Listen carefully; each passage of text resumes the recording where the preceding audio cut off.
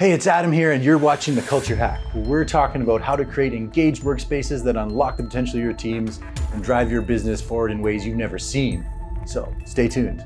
Hello, and welcome to another episode of The Culture Hack. Today, I'm super excited. I have Phil Unger. He is the founder of Cadeon Inc., and he's on with me today. Phil, welcome. Thanks very much, Adam. Pleasure to be here, and I look forward to our discussion. Thanks for the invite. Yeah, I'm super excited because I reached out to you, Phil, and you were like, "Yeah, I got so much to say about this." So I'm really excited to hear what you're bringing. But first, tell us a little bit about Cadeon. Yeah, sure. Cadeon is a 15-year-old data analytics, machine learning, and AI company. We look at all aspects of data for our customers. That can include data governance, data quality, data architecture. And then how, once you have that framework of how your data is organized, how can we do it better? How can you leverage that, that greatest digital asset that you have today, which is data? So it's super exciting to be working with many companies in North America. We actually have one in Switzerland and one in Australia as well. And it's so fun to just watch people be enlightened by the information that they have and the momentum it creates in their business. So yeah, I got a pretty cool job. Okay, cool. Well, I love it. It sounds like you really love what you do and are, super driven by that. But, that kind of brings me to engagement when it comes to your team. What does engagement mean to you? Well, engagement, I think, is kind of what's two things. You got to draw people in. You've got to create the excitement, but you also kind of got to meet them where they're at and then help them get to where they want to go. The big, I think, leadership buzzword these days is empathy. And a lot of people talk about empathy, and I think empathy is core in engagement with your customers, with your employees, with your wife, with your kids. Really, it's society is complex and gets more and more complex all the time. So it's really about trying to understand really what people want with regards to our team. It's, hey, they're working for us, they believe in the vision of the company, but they also have careers. How do we engage them? How do we make their dreams and their goals happen as well? So it's definitely something we spend a lot of time on. I love that. And we were just talking about as business owners, the list of things in our heads of things to do and that we want to do is just like constant. So you kind of have to make time and space to see people and hear people and have that conversation and be present for them. And, it's not easy. Yeah, agreed. It's life, business so fast, right? Like, and life so fast, and it's just really in a consulting company like ours, the lifeblood of our company is billable time. Mhm. So, how do you spend the time and how do you plan to make sure that it's not just about working, it's also about, here at Cadeon, we want to not just develop people technically, we want to make them better people.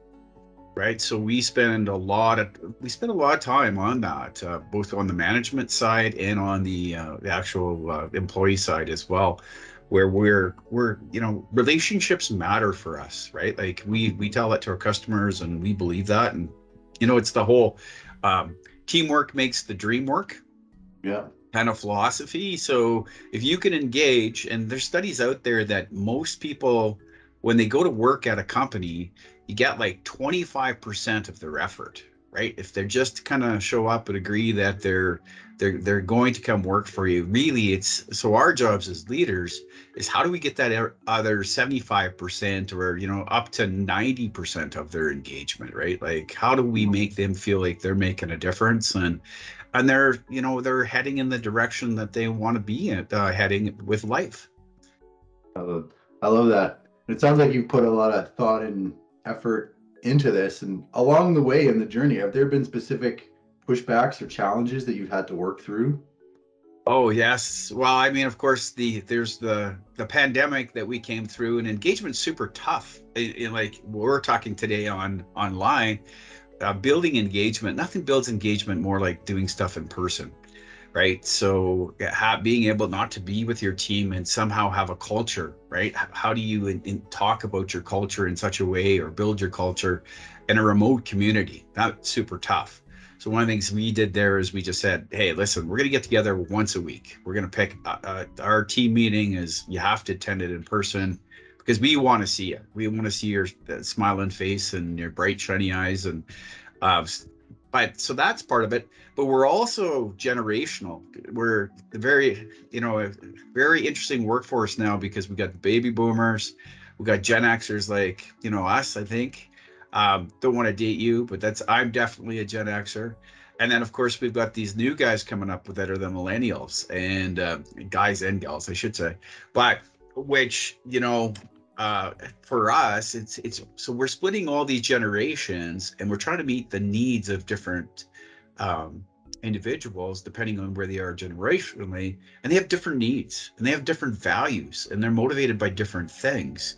So again, the challenge as a leader is, okay, who am I talking to right now? What generation? How do I craft my message in such a way that it resonates and not actually turn somebody off? Because in my generation, um, you know, basically you could assume the answer was no. When you were at work, hey, can I have time off? No, right? Can I have a raise? No, right? Like it was very authoritarian. Nowadays, it's more like expressive because of social media and all those other things. I think people are willing to engage and have further discussion, and they need it.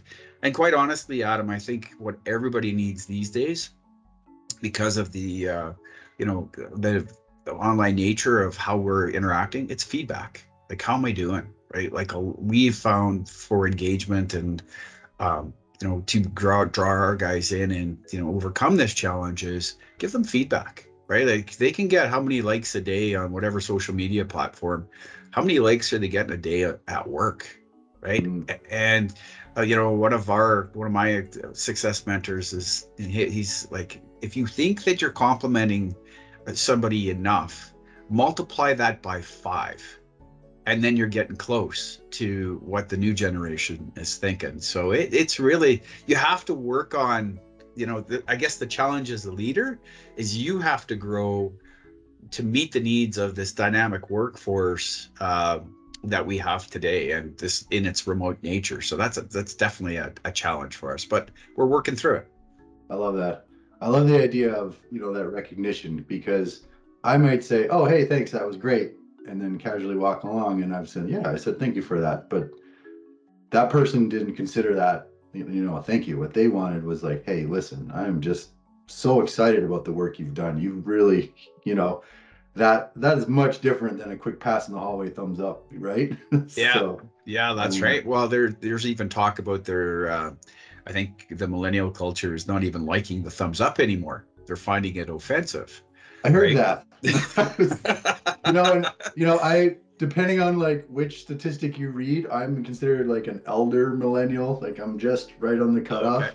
Yeah. And yeah, it's kind of an interesting place to be because I sometimes feel like I'm translating between two different groups. But I did learn that because to me, thumbs up all the time.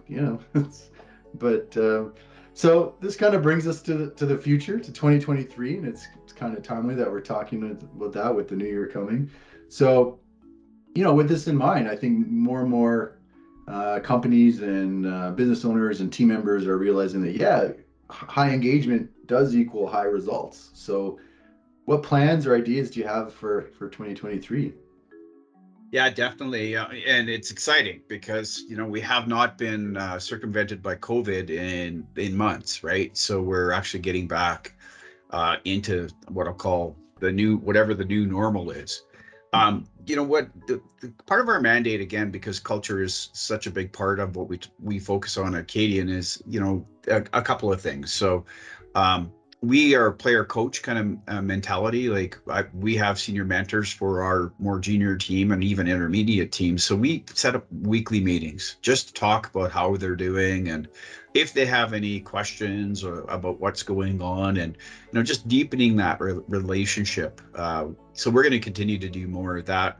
But what we did through COVID to really help out is we also introduced this notion of a book club. So we went and, this book was actually, it's called The A Player, the one we just finished. And basically, the A Player is really telling people what it means again, back to the feedback, is how do I know? Because there's a lot of imposter syndromes out there as well. Like, I think a lot of people really don't know where they're at. So what was really cool about it was it actually gave people a way of figuring out for themselves where they're at. Like, they could reflect on the material that we covered, but it also, tells me what I need to do as a business owner to have a company and a culture that attracts A players.